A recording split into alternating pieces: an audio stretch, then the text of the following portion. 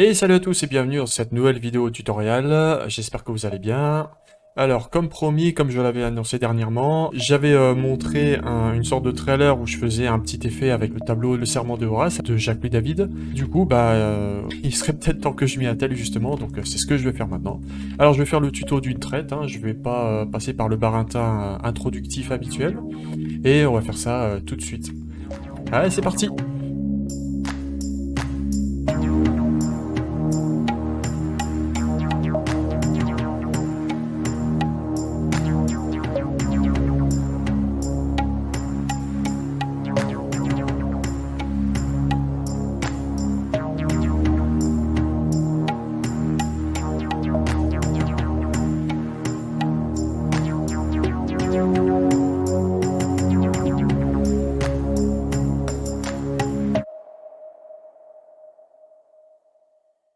Alors, donc le tableau. Donc, le serment de Horace. Alors, pour commencer, il faut importer...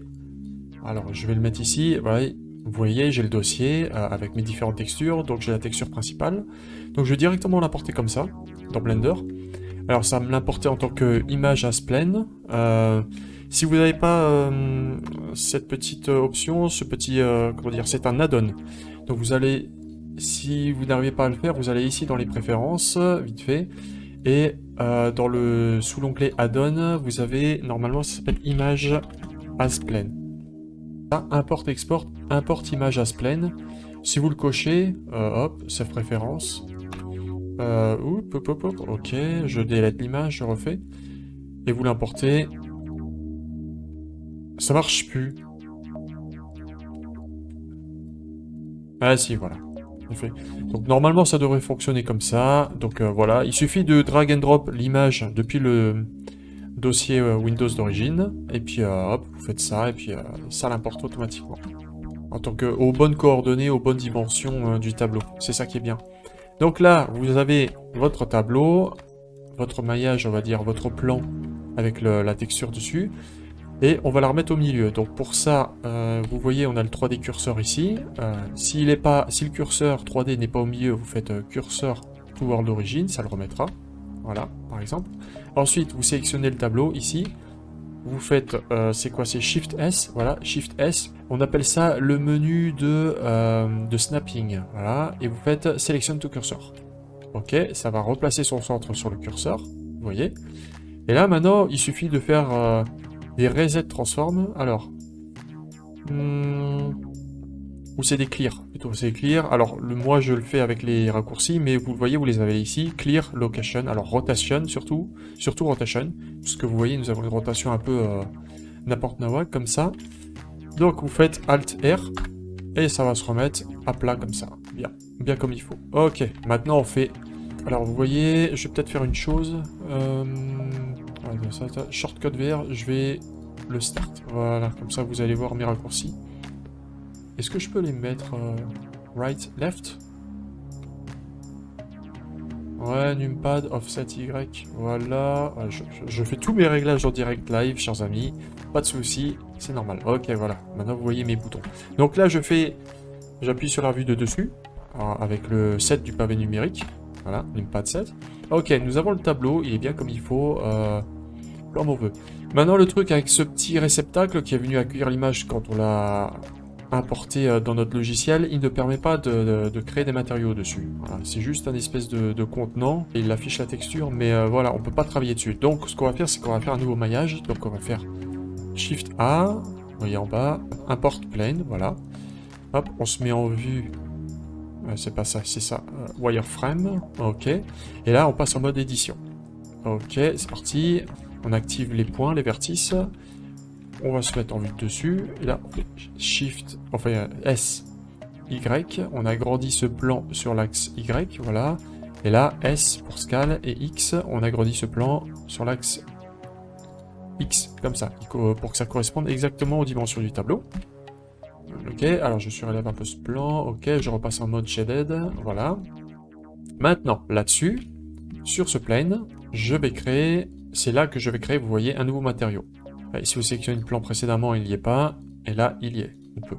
Donc, ok. Alors, Moi, j'ai mes matériaux qui sont préparamétrés dans Blender. Si vous, vous ne les avez pas, cliquez sur New.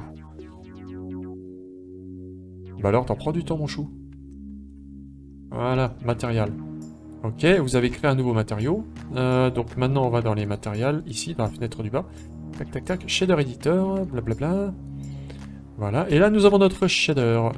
Très bien. Donc normalement, à l'import de l'image, le data block de l'image devrait être, il devrait être pris en compte dans Blender. Donc il suffit, je vais Shift A aussi, je vais dans Texture, Image, Texture, voilà. Et si je clique sur ce petit bouton, vous voyez, normalement l'image est déjà rentrée dans les données de Blender. Il y est, le JPEG du tableau. Ok, donc nous l'avons là, le serment de Horace. Et si je le connecte ici, voilà, je le relis là. Blender, j'aime pas quand tu me trolls. Ah, affiche-le, voilà. Voilà, il est affiché, vous voyez? Cette fois-ci, il est affiché dans un paramètre, dans un shader, on va dire, dans un matériel. Et on va pouvoir travailler dessus avec. Donc maintenant, eh ben, j'ai plus besoin de cette image d'en bas. Je la sélectionne, je la supprime, et je viens replacer notre plan 3D, Selection Cursor, voilà, bien au centre de la scène. Très bien. Donc alors, nous avons là vraiment la base de notre tableau. Hein. Pour le coup, ce que je vais faire, c'est que je vais désactiver la spécular ici, parce qu'elle me gêne, voilà. Donc, on va commencer à travailler sur notre petit effet que nous avons vu en intro. Tuk, tuk, tuk, tuk, tuk. Donc, pour faire ça, nous allons importer une... alors, input RGB, voilà. Ça va être une couleur de base, on peut dire, si on veut. Voilà. Donc, on la retravaille un petit peu, on va la mettre sur orange, comme ça. Ensuite, on va sélectionner une couleur mix RGB. On va venir placer ici. Voilà, on va replacer ça ici. Donc, là, nous avons une mix RGB qui mixe les valeurs colorimétriques en input A et B, couleur 1, couleur 2. Soit, si le facteur est 0, ce sera la couleur 1. Donc, ce sera ça qui apparaîtra. Et si le facteur est à 1, ce sera la couleur 2 qui apparaîtra. Voilà, très simple. Donc là, on le met un petit peu au milieu, comme ceci. Ensuite... Et pour commencer directement à faire l'effet de transition, vous allez comprendre, ça va arriver très rapidement. On va placer ça comme ça, on va placer ça comme ça. On va appeler déjà une color ramp, donc c'est dans converteur color ramp, voilà. Ensuite, nous allons appeler une input, blablabla, texture coordinate, ok, voilà. Et une vector mapping. Mapping qui sert à mapper des informations sur des coordonnées en 2 dimensions ou en 3 dimensions d'ailleurs. Puisque nous avons tous les axes X, Y, Z. Donc là, nous avons différentes sorties en output. Generated, normal, UV. On va prendre en compte l'UV pour commencer. Alors, premier point. Alors oui, ça s'appelle Mission Impossible, cherchez pas pourquoi. Je voulais faire un petit effet spécial. Mais je vais pas pouvoir le faire malheureusement. Donc je vais appeler ça machin, Mission Impossible Test 2. Bref. Vous occupez pas du nom, c'est pas grave. Donc alors, ici nous avons la sortie UV, input. Nous allons la connecter ici dans Vector. Ok, voilà, comme ceci. Mapping, nous allons le mettre sur texture. Ok, ça, nous allons le rentrer directement l'input vector dans l'input color map, et cette color map, nous allons la relier directement dans l'input, oui, c'est l'input factor. Ok, donc maintenant, qu'est-ce qui se passe? Que se passe-t-il? C'est bizarre. Eh bien, il y a un petit dégradé dans le comment ça s'appelle, dans la couleur orange, mais il n'y a pas grand-chose. On note pas un effet de transition bien net. Alors, on va venir ici avec les deux couleurs, vous voyez, et on va les rapprocher. Tac, tac, comme ça. Hop, mais vraiment bien rapproché, quoi. Quand je dis rapproché, c'est vrai que ça doit faire un écart vraiment d'un petit poil, quoi, voilà. Je ne dirais pas autre chose. Ça doit vraiment être un espacement très léger, comme ceci. Et là, nous voyons, c'est un petit peu de travers. Si nous mettons la vue verticale. Alors, je ne sais pas pourquoi. Le truc, il est à 45 degrés. Donc on va faire moins 45 ici sur l'axe Z, voilà. Et là il a disparu. Oh mince alors, que se passe-t-il? Il suffit après de venir avec le paramètre de translation ici en X, sur l'axe X, vous voyez. Alors si on va par là, c'est plus X, si on va par là, c'est moins X. Donc là, par là, moins X, voilà, vous voyez. Hop là. Et là, plus X. Ok. Voilà, ben, ça correspond aux UV en fait. Ici, c'est à 0. Et ici, ça va être à... Si je tape à -1, ça va arriver bon, presque au bout. Pas tout à fait. Mais bon, voilà. Bon, donc, vous comprenez l'idée à peu près. Pour commencer à faire cet effet de transition, on se sert d'une color ramp vraiment réglée, vraiment resserrée de manière très très proche entre les couleurs de noir et de blanc. Voilà. Là, avec un système de coordonnées, on va pouvoir jouer avec la projection de gauche à droite. Et là, texture coordinate, eh ben, c'est ce qui sert à générer les coordonnées dans l'espace 3D. Alors on peut faire générateur, ça va changer un petit peu la projection. Voilà, là vous voyez -1, ça couvre bien tout l'ensemble. Et si on fait un 0, voilà, bah, c'est un petit peu bizarre ce système de coordonnées, mais bon, le tout c'est que ça marche. Voilà. Si on met à 0, est-ce qu'on est bien au milieu? Non, même pas. Blender, tu me trolls des fois. Ah, c'est peut-être à cause de ça. Ah, c'est peut-être à cause de ça. Si je le mets là... Non, même pas. Ah, c'est bizarre. Bon, bref. On va rester comme ça. Voilà. Donc là, déjà, ce que vous voyez, ce qui est sympatoche, ça fait tout de suite l'effet. Ok. Donc maintenant, ce qu'on va faire pour se rendre directement compte de l'effet, alors je le remets là, c'est qu'on va activer la métallique seulement sur une face, seulement sur un côté. Et pour ce faire, alors, ce que je vais faire, c'est que je vais appeler layout, une reroute, comme ça, je vais connecter l'output ici, je duplique cette... Non, c'est pas ça que je veux dupliquer, voilà, c'est ça. Petite chose ici, voilà, je l'amène ici. Alors on appelle ça une reroute, hein, ça permet de réorienter un petit peu les fils de connexion à l'intérieur du node tree, parce que des fois ça peut vite devenir être un bazar monstrueux, et ça permet d'y voir plus clair quand on fait comme ça, sans que vous voyez les lignes passent à travers les nodes et qu'on ne sait plus trop où ça va, à quoi c'est connecté. Donc c'est bien, je vous encourage à faire ceci. Et ensuite on connecte ça, cette reroute, à la node métallique. Voilà, et là du coup, alors, là c'est parce qu'il n'y a plus de spécular. Si, ouais, c'est pas la spécular qui compte ici, c'est la roughness. Si on met la roughness ici, vous voyez, nous avons directement l'effet métallique. Alors, ce que je vais faire, hop, je sauvegarde. Piouf. Là, vous voyez, nous avons bien cet effet métallique d'un seul côté. Et si je déplace ça, l'effet de métal du shader suit avec la transformation que l'on induit ici. Donc, alors, moi, comme j'ai l'habitude d'avoir, le Grand Canyon, j'ai l'habitude de travailler dans cette scène, cette image HDRI, on va dire. Je vais la désactiver, je vais aller dans World, ici, hop, je coupe ça. Voilà, on se met dans le noir absolu, très bien, et là on voit plus nettement. Donc on retourne sur l'object. Alors ici, je vais mettre une light, je vais introduire une light, comme ça on verra mieux l'effet de la métal. Hop, radius. Est-ce que je fais un spot? Est-ce que c'est bien utile? Voilà, size, non, pas besoin du size, blend, non, pas besoin, blend si, on le floute. Et voilà, voilà, alors ouais, la valeur elle est ridiculement grande pour qu'on puisse voir quelque chose. Ok, donc on voit, voilà. Là on voit bien l'effet de métal, hein, d'un côté et puis pas de l'autre. Donc, je resélectionne ça, mon plane. Ensuite, donc maintenant, ce qu'on va faire, c'est qu'on va perturber cette coordonnée, cette ligne droite ici. Alors, toi, le 3D curseur, dégage, tu me gênes. On va mettre directement comme ça, voilà. On va perturber cette coordonnée ici, cette limite, cette ligne droite, si vous voulez dire, si on peut dire, cette ligne droite qui est induite par la color ramp. Hein, vous voyez que si je l'écarte un peu comme ça, l'effet, il devient plus diffus, sous l'effet de la rampe colorimétrique. Si je le passe en ease par exemple, c'est plus diffus, je préfère. Comme l'effet de métal, c'est mieux que ça soit très resserré, sinon c'est pas très beau d'avoir cette transition là. Je le resserre bien en général, voilà. Ici c'est très net. Donc, pour perturber ces coordonnées, ce que l'on va faire, c'est qu'on va... Alors, on va commencer par une texture noise. Noise texture, voilà.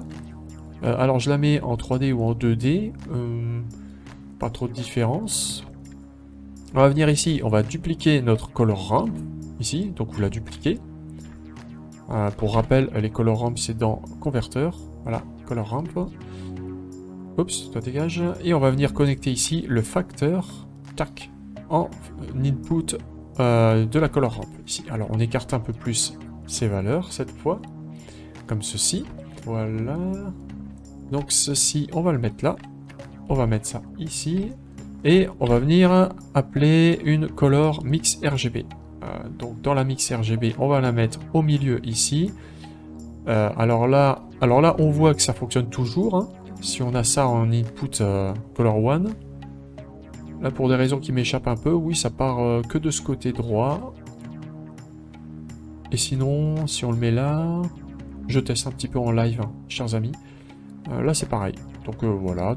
Alors pour ce tuto, je vais dire, j'ai trouvé ces astuces-là, mais je ne pourrais pas vous expliquer très précisément pourquoi des fois certaines notes font cet effet. C'est parce que on va dire, je ne connais pas tout non plus. Les réactions, alors chaque note je les connais, mais les réactions que chacune d'entre elles font quand on les connecte les unes aux autres, des fois ça peut donner des choses très inattendues. On ne peut pas toujours savoir ce qu'on va obtenir, c'est pour ça qu'il faut tester souvent, etc., etc. Donc là, j'ai ma noise texture, hop, et je vais la connecter en facteur, ici. Et voilà, vous voyez, nous avons une perturbation, cette fois-ci, des coordonnées de projection de cette transition. C'est un petit peu gros, on va dire, c'est un petit peu grossier, là, les contours. Donc on va les affiner, enfin, on va augmenter le scale de la texture noise. On va le mettre à quelque part vers 11, comme ça devrait aller. Ensuite, les détails, on va augmenter... alors là, il faut qu'on se rapproche. Vous voyez, on va augmenter le nombre de détails induits dans cette texture. Voilà. C'est du noise, comment on appelle ça, procédural. Hein, donc, tous les réglages, c'est essentiellement du code qui permettent de donner ces petits effets soit lisses, soit très déchirés, on va dire. Ensuite, nous avons la roughness. On l'augmente un petit peu.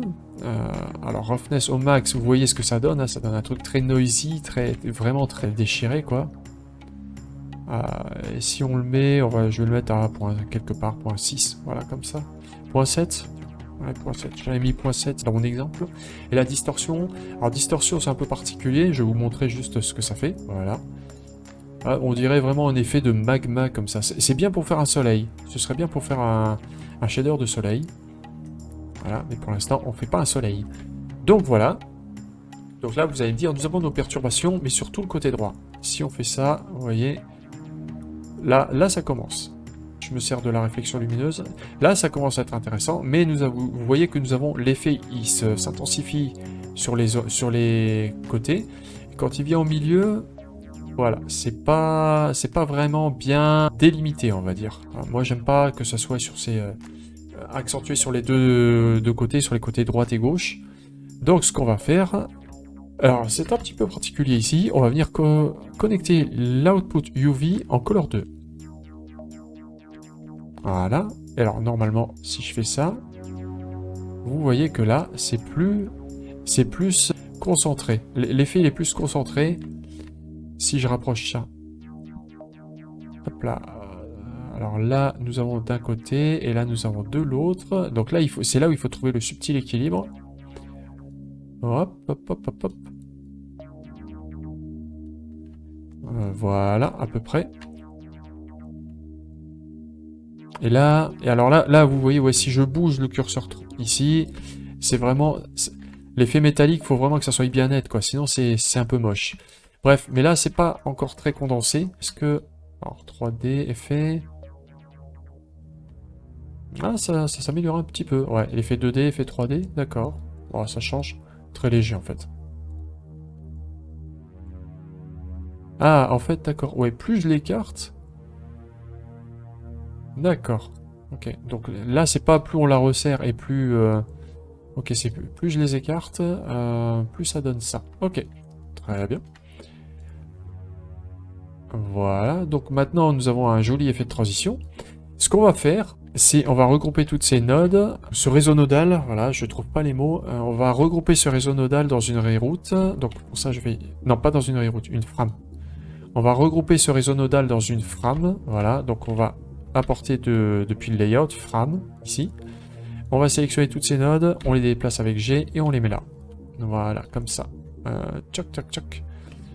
tac tac, comme ceci. Voilà. Je vais appeler ça transition coordinate. Transition coordinate. Voilà, on a bien le nom qui apparaît ici. Coordonnées de transition. Moi je mets tout en anglais, hein, c'est par habitude. Voilà. Donc maintenant, ce qui va être intéressant, c'est de venir connecter directement la normal map pour donner sur la droite l'effet de relief qu'on a avec la partie métallique. Donc pour ça, alors je vais me mettre en grand, vous voyez, j'ai généré une normal map. Alors c'est pas tout à fait, cette normal map elle est pas tout à fait correcte. Je l'ai fait d'après les couleurs du tableau. Donc les parties noires, vous voyez, sont un peu écrasées. Et les parties blanches, elles ressortent. Donc certaines zones, vous voyez, de la tête du personnage, elles sont pas en relief. Vous verrez, vous allez voir quand je vais l'importer. Mais bon, c'est pas très grave, ça fait quand même bien son effet, ça fait le taf comme il faut, quoi. Donc ici, je viens, je fais comme avant, je l'importe directement ici, dans le shader editor, voilà. Et nous avons directement la texture dans une node. Alors cette texture, moi je lui donne, hop, couleur normale... parce que j'aime bien, voilà, j'aime bien colorer mes nodes.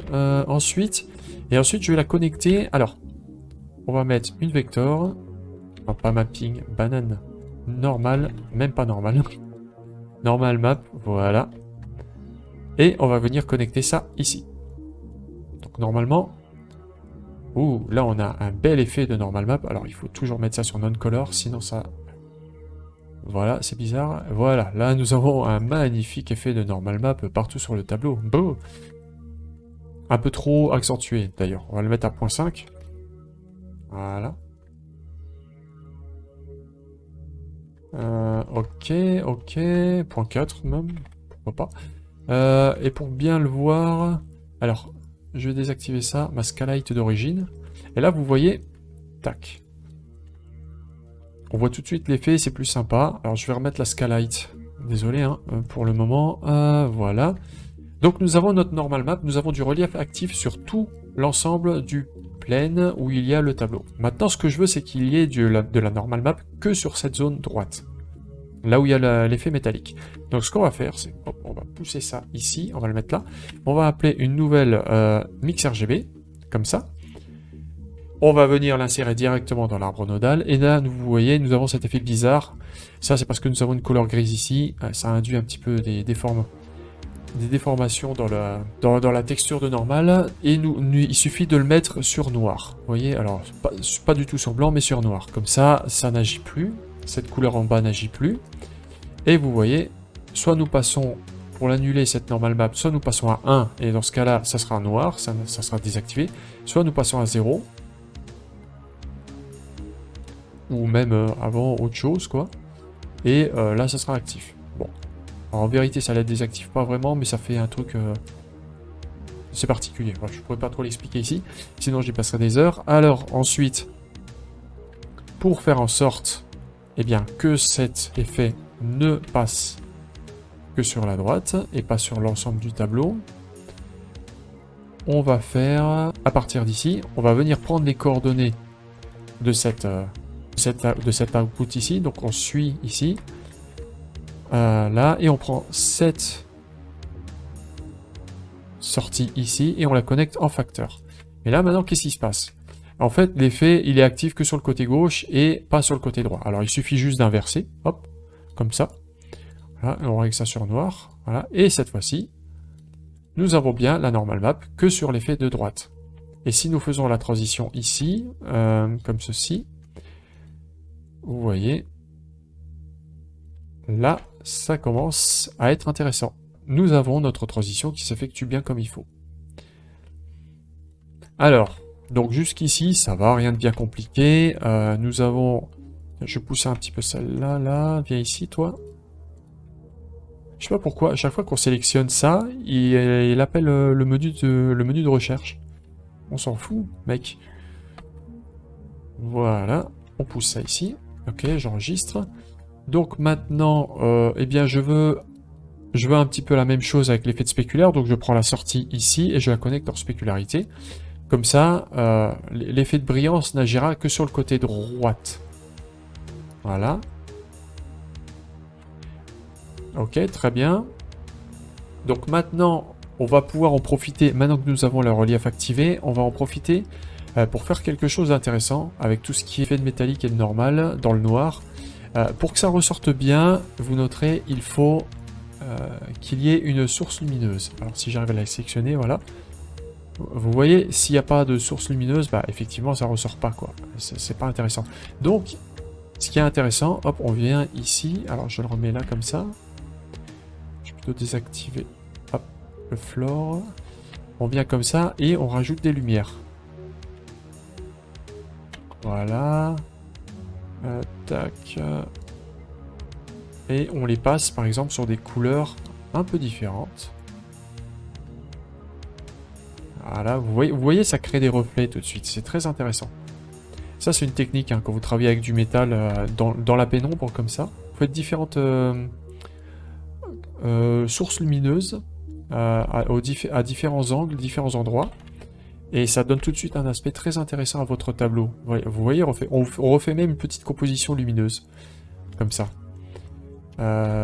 Tac. Là, par exemple, je vais mettre du rouge. Je vais le mettre plus en rouge, orangé. Là, ça fait une ambiance un peu guerrière comme ça. Hop, tac. On duplique ça. On le retourne, on l'inverse.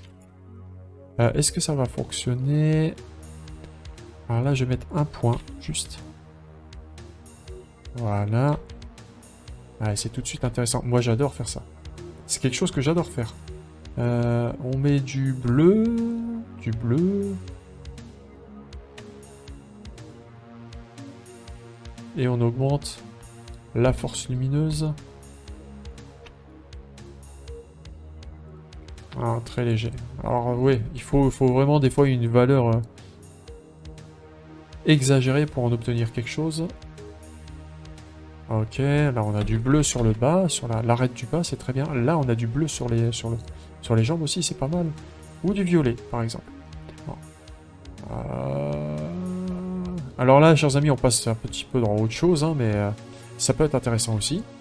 Voilà.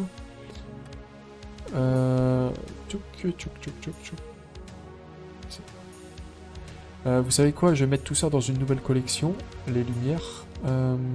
Point 0, point 1, point 2. Hop là, on les sélectionne tous, on les met dans la collection. Et on met light. J'appelle ça light tableau. Voilà. Si on les désactive, boum, boum, boum. Vous voyez? Alors, cette lumière, comme ça, je peux les retrouver facilement. Elle est un petit peu trop violette à mon goût. Ouais, plutôt comme ça. Voilà. Hop là, X. Là, on vient en dessous. Voilà, de ce côté-là. Est-ce que du vert, ça irait? Oh, de l'orange plus puissant. Ouais, c'est intéressant. C'est intéressant comme ça. Hop là. Et là, on a le milieu qui est dans l'ombre, bien sûr. Donc, on va changer ça. Hein. Alors, je place aussi mes lumières en fonction de l'angle de vue, hein, puisque celle-ci, les aspects spéculaires, la brillance que vous voyez ici, va se déplacer sur le plan en fonction de votre angle de vue. Vous voyez? Donc, tout dépend de votre angle de vision ici et d'où vous mettrez votre caméra. Par exemple, tac, est-ce que lui, je lui mets... Quelle lumière je vais lui mettre? Du vert. Du rouge, bien pétant. Jaune, quelque chose du blanc? Ouais. Est-ce que je fais un spot? Ah, il est totalement inversé, mon spot. Ah, tu veux pas t'inverser? Bah alors, viens ici. Voilà. On va lui mettre un cône de lumière, lui aussi. Je le verrai bien, là, tu vois? Vous voyez? Youp, là. Bien ciblé, comme ça. Alors... Je le fais rapidement, hein, c'est juste pour vous illustrer un peu le principe, comme ça. Voilà, on le distance, comme ceci, et on fait un espèce de triangle, comme ça sera pas mal. Ça correspond bien à la composition du tableau. Comme ceci. Nickel. Nickel. Là, je viens rechercher cette lumière. Là. Plop. Est-ce qu'on... On diminue ça. Est-ce qu'on le met plus rouge? Pas trop. Voilà. Ah bah, c'est pas mal tout ça. Regardez. Bon. Si je mets en mode shaded, si je désactive la texture, vous voyez, il y a un peu des lumières partout. Mais ça donne tout de suite un effet sympa. Moi, je trouve. Alors, ah oui, j'ai oublié de vous préciser, je suis dans Eevee. Hein. Je suis pas dans cycle. Dans cycle, alors cycle, ça donnerait autre chose. Vu que c'est du précalculé.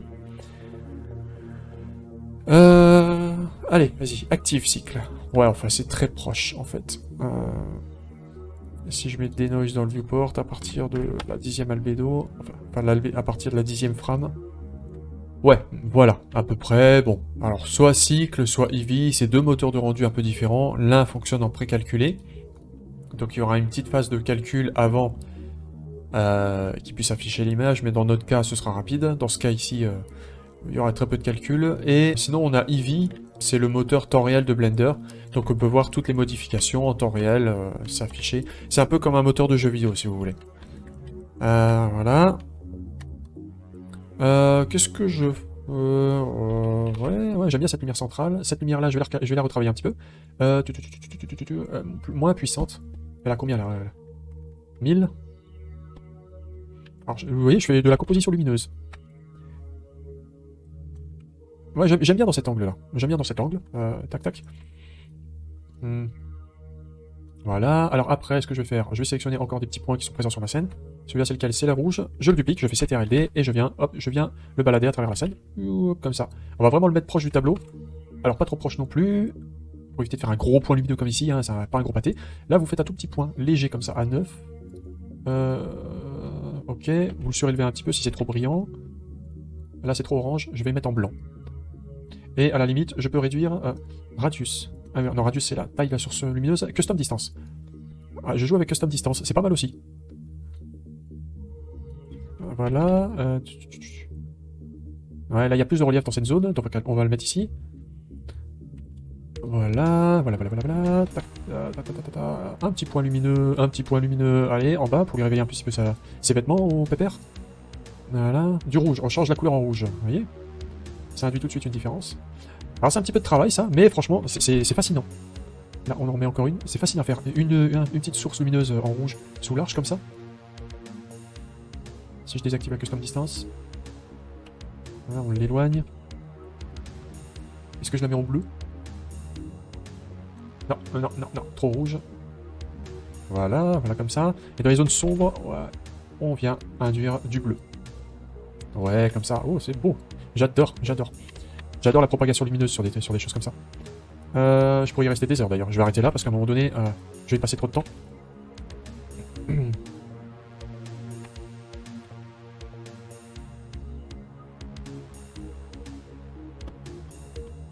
Voilà.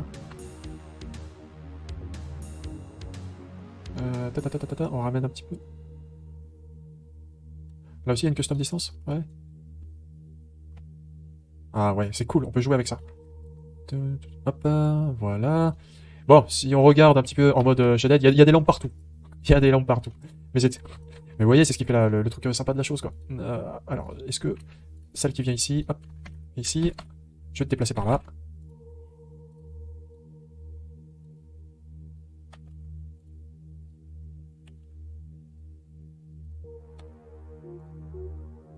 Voilà, celle-là, je vais bien l'écarter. Je veux que ce soit tout le côté qui soit en rouge.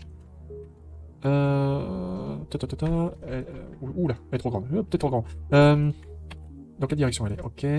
Si je me mets comme ça, elle est là. Voilà. Ouais, on va faire un point. Ça servait à rien. Ce que j'ai fait ne servait à rien. Bref. Voilà. Et moins puissante. Je la duplique. J'en veux encore une en haut. Je la duplique. J'en veux encore une ici. Ok. Oh. Tac. Tac. Tac. Voilà. On joue un petit peu.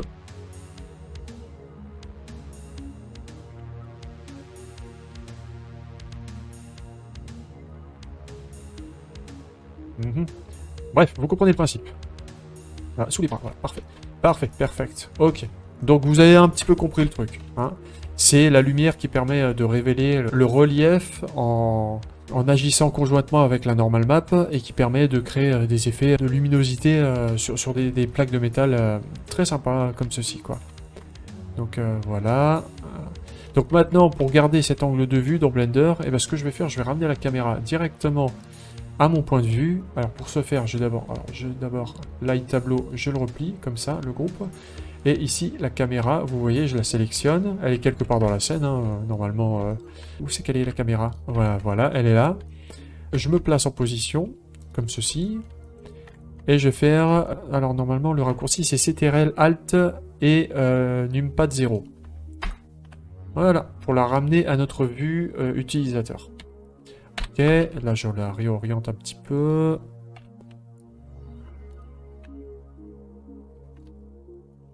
Là, je vais travailler son angle de vue, 40. Voilà, on est bien. On est très bien. Alors, j'ai travaillé cet éclairage un petit peu plus en vue verticale, comme ça. Voilà, comme ça on voit mieux. Là, c'est bien. Ok, et là maintenant, vous voyez, bon, nous avons notre scène finale, notre effet de métal à peu près finalisé, avec la luminosité, tout ça. Et par contre, si on revient dans notre shader editor et qu'on rejoue avec la transition, vous voyez, hop, hop, hop, hop, hop, hop. Alors il y a quelque chose, la lumière va agir sur le tableau. On a pu, alors j'ai ma Scalight d'origine, hein, c'est... si on désactive les lights, voilà. Donc avec une light basique, un simple sun, nous avons la lumière d'origine, et avec les lumières que je viens de rajouter, nous avons cet effet un petit peu violet sur les côtés, jaune et tout ça, toutes les lumières qui se mélangent sur le tableau en fait. Donc pour éviter ça, puisqu'on veut, on voudrait les couleurs d'origine telles qu'on les avait comme ceci, ce qu'on voudrait éviter, c'est qu'effectivement ces couleurs qui sont censées agir sur l'effet de métal n'entrent pas on voudrait éviter que ça entre en interaction avec la texture d'origine. Donc pour ça, théoriquement, on pourrait connecter, tel qu'on le voit ici, on pourrait venir là, connecter ça en émission. Alors le faites pas, hein, je le fais moi. En émission ici, on désactive la base color là. Alors là, ça devrait être comme ça normalement, et puis on revient mettre en noir. Donc là, on se dirait, on pourrait faire ça. On pourrait connecter l'output global dans l'input emission de notre shader final, mais voilà, hein, donc normalement c'est censé faire agir comme un shadeless matériel, on va dire, hein, un shadeless matériel, c'est un matériau sur lequel la lumière n'aura pas d'impact, on va dire. Seulement, le souci c'est que si on va venir ensuite replacer l'effet de métal, hop, viens ici, vous voyez,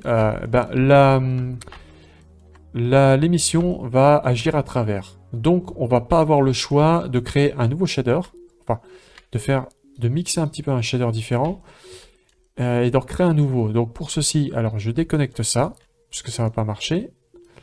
Je reconnecte ça ici. Et ensuite, donc, je vais rajouter un emission shader. Emission shader. Et un mix shader. Pam. Alors, je ne sais pas si ça se fait beaucoup de mixer un emission shader, un shader en surplus par rapport au principal BSDF. Mais bon, sur l'effet que j'avais fait, ça a fonctionné. Alors, il n'y a pas de raison. Voilà. Donc là, on vient connecter ça en input numéro 2. Voilà. Touk. Cette fois, nous l'avons ici. Et nous venons sortir, prendre la sortie ici et la connecter ici. Voilà. Oh, cela fait quelque chose de très particulier. Ah, vous voyez, nous avons un mix, un triple mix, entre un peu effet de métallique de côté, le shader d'origine de l'autre, et... Voilà. Si on vient là, on a le matériau de base, et si on vient là, on a vraiment comme un effet de shadeless matériel, quoi. Provenant ici de la texture, et puis de l'émission qui passe à travers l'émission shader. Donc je vais le mettre plus loin, pour dire que c'est l'étape suivante. Voilà. Tac, ici. Et pour faire en sorte que la transition passe bien, pour que l'effet de métallique passe par-dessus, je vais revenir prendre la sortie qui est ici, de tout ce network-là. Alors, je vais faire une petite reroute, hein, gloire au reroute, voilà. Hop, on va le mettre là. Je vais le connecter ici. Et je vais venir connecter ça ici. Et normalement... Alors là, nous voyons, c'est l'effet inverse qui se passe. Il suffit d'appeler une node color invert. Voilà, ça va inverser les valeurs colorimétriques. Et là, voilà, nous avons bien cet effet. Cette fois, les deux effets, l'effet de métal et l'effet de shadless matériau, le matériau sur lequel la lumière n'agit pas. Et si on fait la transition, tout fonctionne bien comme il faut. Alors, ce que je viens d'ajouter là, j'enregistre déjà, pour pas perdre. Là, on a mis une invert node, ça sert simplement à inverser le résultat, quoi. Mais on aurait pu très bien faire, je vais la désactiver, ne pas la mettre ça là, et puis inverser ces deux connexions. Il me semble que ça fonctionne aussi. Voilà. C'est la même chose, voilà, ça fera une node en moins, ce qui évitera toujours de complexifier le truc pour rien. Voilà, et de l'autre côté, on peut même travailler avec la luminosité autant qu'on veut si ça vous chante. Donc voilà, c'est très intéressant. Donc, et si je reviens à 0, voilà, comme ça. Maintenant, ce qu'on va faire, maintenant que l'effet est à peu près bien actif, ce qu'on va faire, c'est qu'on va commencer à s'occuper de l'animation de la transition. Alors pour ceci, on va venir tout en bas à droite, tac. Je fais là, je crée un nouveau panneau et je vais dans Timeline. Voilà. Alors de mémoire, souvenir, je vais l'agrandir à 800 frames, comme ceci. Ça sera assez grand. Donc si je fais Alt A, ça lance la lecture. Là, il n'y a rien qui se passe. Vous voyez, dans le temps, il y a 0, nada, il n'y a rien. Donc, je vais mettre ça. Le curseur à 50, comme ceci. Parce que je veux une valeur très précise. Ok. Et là, dans le node editor, pardon, le shader editor, qui est à base de node, hein, on va venir ici sur cette valeur avec laquelle je joue depuis le début du tuto. Et on va faire I. Voilà. Là, nous l'avons, on a mis une clé. On a mis une clé d'interpolation dessus. Normalement, si je clique sur la node, voilà, on devrait voir le petit marqueur losange jaune ici pour dire qu'il y a une clé. Donc maintenant, on va se déplacer vers, je sais pas, 400. Est-ce que c'est suffisant? Ouais. Et on va, hop, youp. Alors à partir de quand ça s'arrête? Tac. 100, 200, 300, 400, 500, allez 600. Voilà. Et on augmente cette valeur, hein. Comme vous avez vu, je l'ai augmenté. Je suis passé de moins machin, de moins 1900, de moins 1,9 pardon à 0,6 comme ça. Ce qui fait que, alors si on le met là, vous voyez, tac tac tac, la transition se fait. Alors là maintenant, c'est un petit peu trop rapide par rapport à ce que j'avais fait à l'origine, donc on va le mettre à 600. Voilà. Ok, c'est plus lent. Et là maintenant, un truc que j'aime bien faire, alors je prends l'outliner et je le change en Graph Editor, parce que j'adore le Graph Editor, c'est toujours génial. Là, on le met là. On vient là. Bien, oui, il commence à y avoir un peu beaucoup de panneaux, je vous le concède. Et là, vous voyez, nous avons cette valeur que nous avons keyée juste avant. Alors, keyée anglicisme, hein, c'est pour dire on met une clé d'interpolation sur notre timeline. J'ai pas d'autres mots pour pouvoir traduire ce concept en français. Mais bon, ici, nous avons notre panel à gauche. Et vous voyez, nous avons les trois valeurs X, Y, Z symbolisées sous forme de curve ici. Donc, on enlève la curve X, Y, pardon. On fait supre, Z, on fait supre. Voilà, et il ne nous reste plus que la valeur X. Donc ici, nous sélectionnons tout, on appuie sur T et on fait linéaire. Comme ça, nous avons une transition linéaire bien égale dans le temps, du début à la fin. Ok, donc ça fonctionne. Voilà, c'est cool. Alors, on va peut-être, maintenant que c'est linéaire, on va peut-être augmenter. Ce qui est marrant, c'est que ça commence à partir de vraiment 250. Voilà, 250. Alors... Est-ce que... Je voudrais que ça commence à partir de 50. Alors, on va se mettre ici. Là, on peut jouer en même temps avec la timeline et regarder dans le graph editor. Si je l'augmente, je fais GY pour le déplacer le point, en le sélectionnant, bien sûr. Voilà, là, on voit que ça commence à agir. Donc, je le déplace à une valeur qui est à -1, c'est ça? -1. Ok. Ok, ok. Et du coup, ça ralentit l'effet. On le met à 400. On met celui-ci à la fin de 400.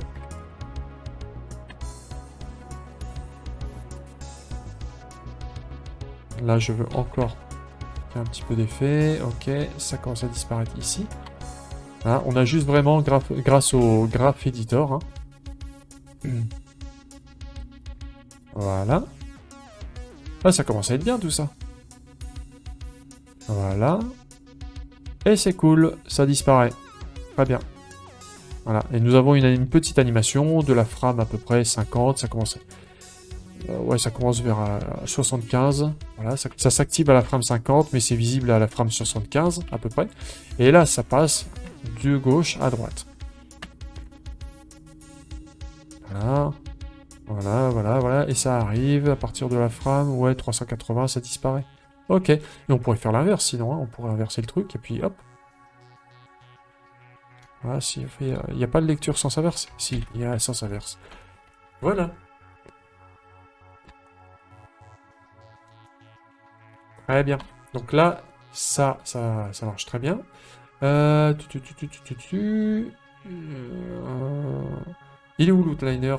Aidez-moi. Ah voilà, outliner. Ok, je reviens là. Donc ça, théoriquement, on n'a même plus à y toucher maintenant. L'interpolation, la petite animation, c'est fait. Voilà, donc je vais réduire ça vraiment au minimum. Et on va revenir dans le shader editor. Donc on commence à avoir un node tree assez... Bon, ça va, il n'est pas trop chargé encore. Alors, maintenant, ce qu'on va faire, c'est qu'on va passer à l'effet de combustion lumineuse qui va accompagner ce petit mouvement de transition, là, sur les bordures. Donc, pour ce faire, ça va être un petit peu compliqué, mais vous allez voir, au final, c'est pas très dur à faire. Alors, pour ce faire, on va revenir, là, vous voyez, nous avons notre shader nodal. Alors, j'avais fait ça avant, je vais vous montrer. Là, nous avons la globalité de notre shader. On va revenir ici. Vous voyez, c'est ici, cet effet, il contrôle la transition. Donc, plus on l'étend, plus il y a une transition qui est vaste en fonction du noise, du pattern de noise qu'on a mis auparavant. Voilà, donc là, si on le met là, la transition est au minimum. Si on le met là, il y a une plus grande transition. Vous voyez, c'est dû à la différence de brillance entre l'effet métallique et puis le matériau de base. Donc, pour ce faire, dans cette petite plage de transition, ici, là, nous allons créer un effet de combustion. Alors, pour ce faire, on va créer une nouvelle color ramp. On va venir ici. Je mets ça là pour que vous voyez. Une nouvelle color ramp à partir de converteur. Voilà. Non, ça, c'est une clamp. Color ramp. Voilà. Et ce qu'on va faire, c'est qu'on va donner les couleurs de la flamme. Alors, les couleurs d'une flamme, ça va du blanc au jaune, orange, rouge. Alors là, on va mettre du blanc. Là, on va rajouter des sélecteurs.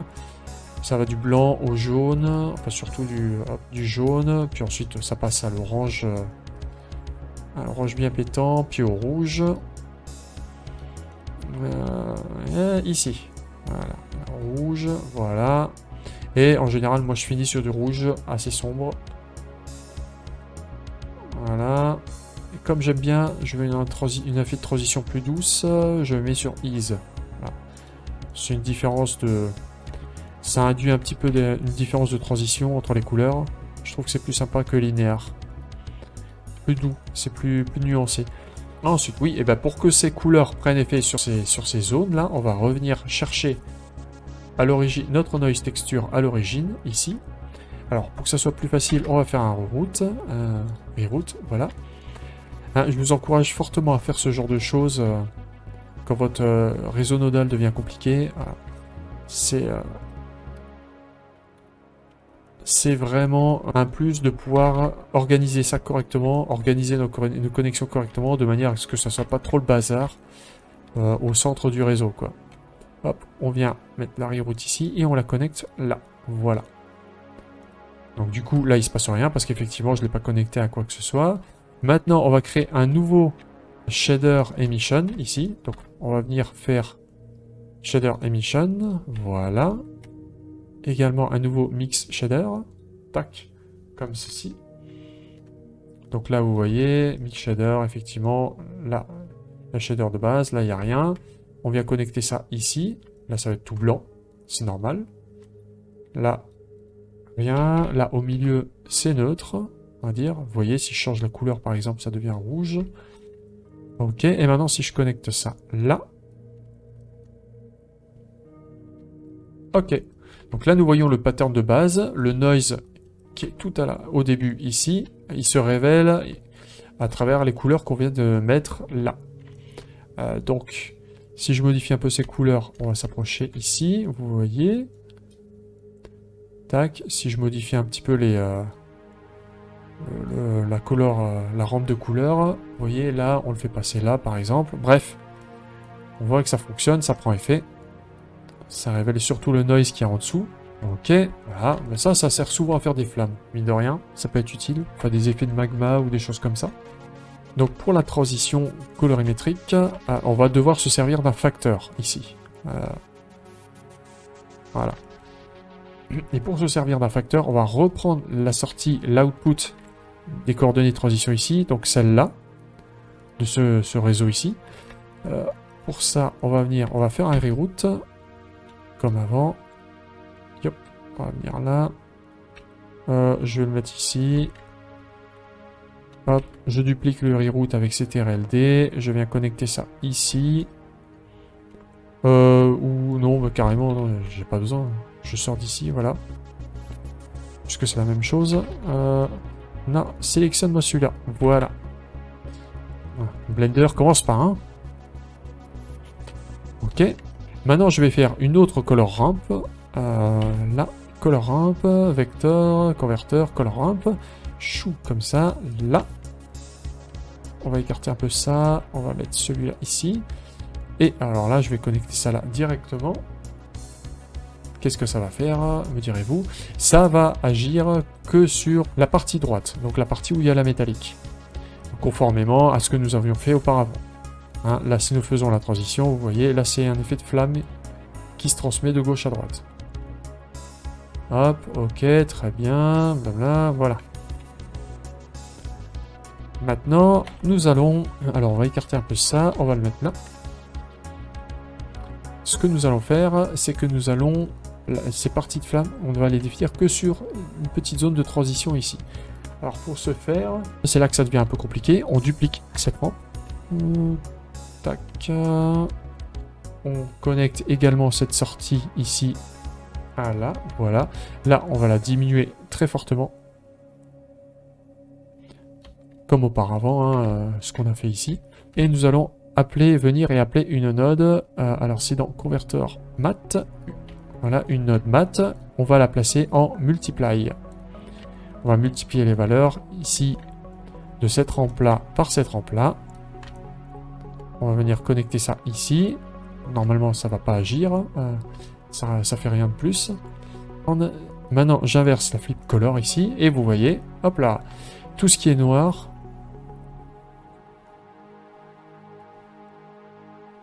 Hop. Tout ce qui est blanc, en fait, ça s'étend d'un côté. Tout ce qui est noir, et ben ça va être masqué. Donc, ici, voilà. Et ça contrôle un petit peu l'extension de cette courbe, ici. Cette courbe. Pourquoi j'appelle ça courbe? C'est une color ramp. Voyons. Voilà. Donc là, nous paramétrons la couleur. Ici. Et ce qui contrôle l'effet de transition de base, on va revenir à cette color ramp ici, c'est ça. Vous voyez? Alors là, je vois que les couleurs ne s'étendent pas bien sur l'ensemble de la transition. Vous voyez, si je l'étends un petit peu, Il y a toujours cette zone un petit peu pas très jolie. Vous voyez, la couleur, elle s'étend, elle prend effet ici, mais pas là.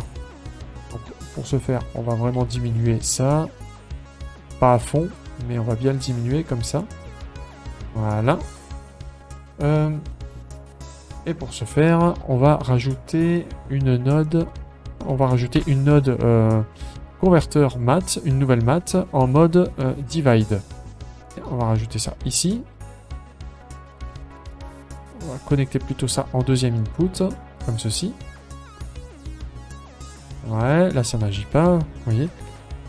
Et si vous voyez, avec la divide, on peut étendre l'effet. Ça augmente le contraste. Si on le met à 0, là il n'y a rien. Et là, si on le met, plus on va vers 1, vers 2, voilà, ça s'étend. 13, ok.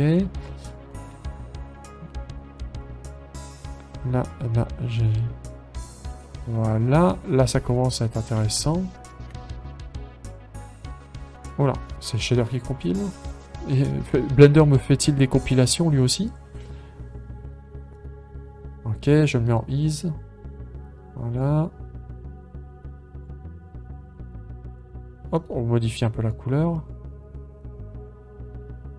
Voilà, pour que ça s'étende plus. Ok, on va avoir un bel effet de transition.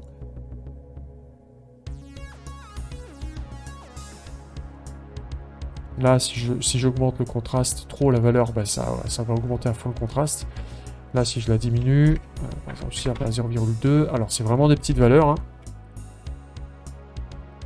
Ok, ça commence à être bien, pas mal.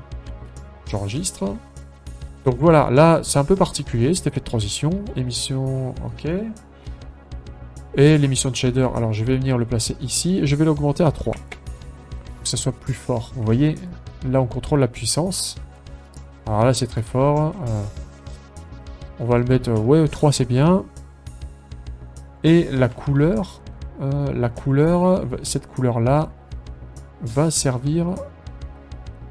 Alors, on voit le blanc est ici, là, le jaune, là, l'orange.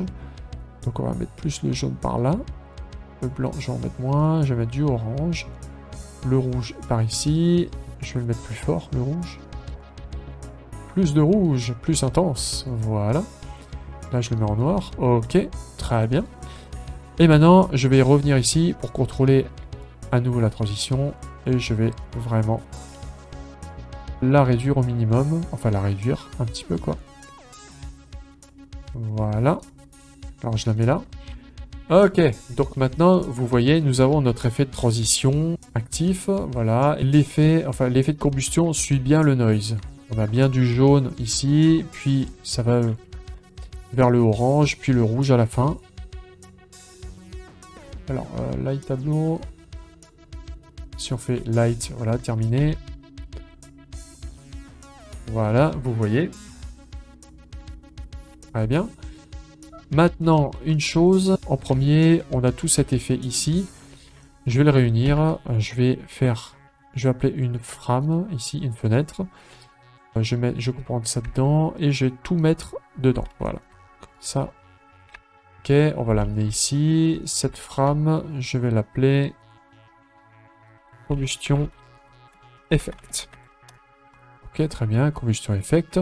Je vais lui mettre une petite couleur orangée. Voilà, pour savoir ce que c'est. Tiens, celui-là, je vais lui mettre une couleur aussi. Je le mets en violet, histoire de savoir que c'est des valeurs de coordonnées. Ok, voilà, c'est plus joli. Moi, j'aime bien. Simple caprice. Ok, on met ça là, on met ça là.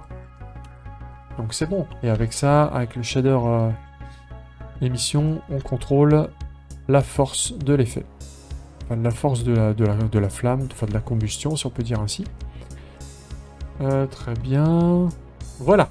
Donc maintenant, nous avons notre réseau de combustion. Très bien. Et maintenant, vous voyez, c'est quasiment bon. Sauf que nous avons ici une petite zone de transition rose entre le métal et puis le matériau d'origine. En fait, ça c'est dû à l'effet métallique et à la fois à la brillance du matériau, la différence de brillance du matériau entre l'effet de métal et le shader d'origine. Du coup, vous voyez, si je Alors, roughness, voilà. Plutôt, oui, c'est dû à la rugosité, enfin la différence de brillance entre les deux effets, entre les deux matériaux, pardon. Et ça, c'est principalement causé par la métallique, généralement. Vous voyez, la métallique en dessous, si on l'enlève, ce serait tout rose. Et si on le met ici, si on l'active, il y a un petit peu cette petite transition rosâtre qui demeure malgré tout. Donc on va corriger ça. Alors pour ce faire, on revient dans notre network. On va venir avec une color ramp. Donc on va converter color ramp ici. On prend la sortie du network transition. Donc on prend ça, puisqu'il se répercute ici en sortie. Donc on connecte ça ici. Ensuite, alors pour voir l'effet que ça fait, déjà on va commencer par le connecter à métallique. Ok, ça change rien. Et maintenant si je diminue, là vous voyez déjà, ça enlève les infos, le surplus, les petits défauts de transition ici, c'est très bien. Est-ce qu'on le met en ease? Ouais. Ouais, c'est parfait. C'est parfait, ça règle déjà le problème. C'est parfait. Alors théoriquement, il n'y aurait pas besoin de faire plus, parce que là ça fonctionne bien. Hop, voilà. Mais je veux aussi contrôler la brillance, la roughness, par rapport à l'ensemble du plan. Donc ce que je vais faire, c'est que je vais aussi connecter ça ici, roughness. Voilà, là on voit ça annule la rugosité. Qu'est-ce qui agit? C'est le blanc, je crois. Ouais. Ok, mais si on appelle une color invert, on la connecte ici. Voilà, vous voyez, là, les choses ont repris leur place normalement. Il faut juste, pour la contrôler, pour contrôler cette brillance, parce que là, elle est au maximum. Et on a donc le noir qui se reflète à fond dans cette zone. On va appeler une color brightness contrast ici, et on va augmenter la brillance. Et voilà, de 1.5. 150, hop, 2. Oh, j'aimais bien. 0.08, 0.1. C'est parfait. Une petite astuce que je vais vous donner. Là, quand vous voyez, quand vous glissez sur la valeur et que les résultats sont trop forts, c'est parce que il y a une mauvaise, on va dire, une mauvaise définition de la plage de valeur entre l'effet minimum et l'effet maximum. Alors, ce qu'on va faire, c'est qu'on va mettre une input. Voilà, on va prendre value. On amène une value, toute simple. On va prendre une vector, c'est un converteur mat node, une mat. Ok, voilà. Alors, add, divide, diviser la valeur. Non, on va la multiplier. La multiplier. 0.25. Alors, est-ce que ça va marcher ce que je vais faire? Ok, là, plus on fait la valeur là, plus ça augmente.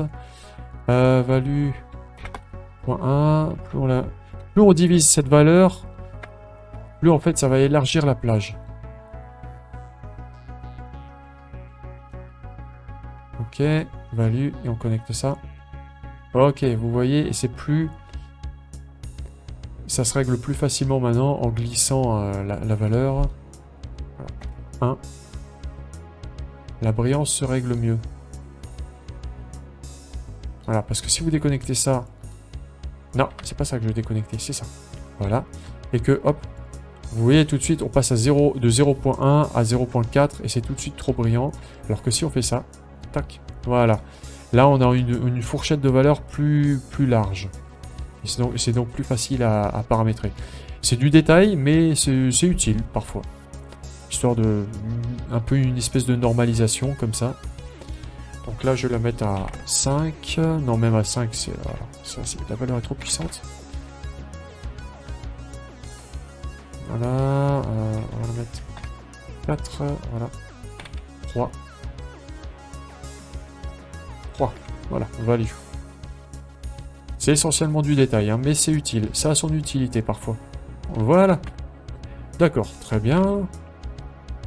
Donc maintenant, la transition s'effectue bien. Je mets ça à 2. La brillance. 2.3. Ah, alors tout ça, comme ça commence à être un petit peu le bazar, je viens ici. ce que je vais faire, c'est que je vais ajouter une frame. Voilà, je vais sélectionner toutes ces nodes. Je vais les mettre là, comme ça, dans une frame à part. Et je vais nommer cette fenêtre Fix Metallic Transition. Voilà, comme ça je sais à quoi ça correspond à peu près. Ok. Est-ce qu'on voit mieux? Est-ce que ça se voit mieux? Bref. Et ça, je vais le rapprocher. Est-ce que c'est mieux comme ça? Ouais, c'est plus lisible. Le tout, c'est que ça reste lisible, quoi. Sinon, s'il y avait des connexions qui s'étalent dans tous les sens derrière les nodes, ça deviendrait le chaos. Ok, voilà. Là, on comprend mieux, à peu près. Ok, bon bah voilà, je vais m'arrêter là. Je pense que c'est suffisant pour l'instant. Ça fait déjà 1h06 que je suis en train de tripatouiller mes nodes. Et en plus, ce n'était que la première partie. Mais rassurez-vous, dans le second chapitre qui va suivre, on verra quelques détails de finition sur le matériel. Et surtout, on sortira les passes de rendu et on verra pour le post-effect. On regardera pour faire du compositing, à la fois dans Blender et dans Fusion. J'ai envie de faire les deux. L'un comme dans l'autre, ce sera rapide et très facile à faire. Donc la vidéo devrait être plus courte, vous verrez. Bref, j'espère que pour l'heure cette vidéo vous aura plu. Si vous faites des choses sympas avec ce que je vous ai montré ici, n'hésitez pas à m'envoyer vos résultats. Je suis curieux de voir comment on pourrait exploiter mes divers workflows. Et puis quant à moi, je vous dis à plus pour une prochaine vidéo. Allez, ciao!